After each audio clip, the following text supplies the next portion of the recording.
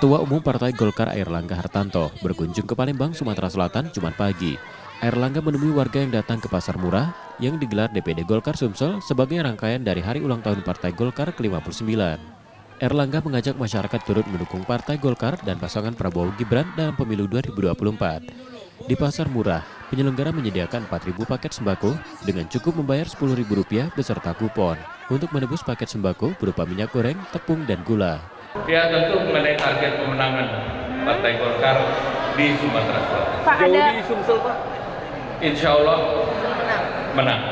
2-1. Pak, ada karakter khusus Pak dilihat di Sumsel ini Pak, seperti apa Pak masyarakatnya agar bisa memenangkan Ya, ini? ini kan dari dulu masyarakat pemilih loyal Partai Golkar. Dan Partai Golkar selalu menjadi pemenang di Sumatera Selatan. Malah kita ingin agar kemenangan di Sumsel menular ke wilayah-wilayah lain di Sumatera. Terima kasih. Assalamualaikum. Erlangga menargetkan di Sumatera Selatan, partainya dapat meraih 4 kursi DPR RI dan memenangkan pasangan Prabowo Gibran. Rizky Nurmizan, Kompas TV, Palembang, Sumatera Selatan.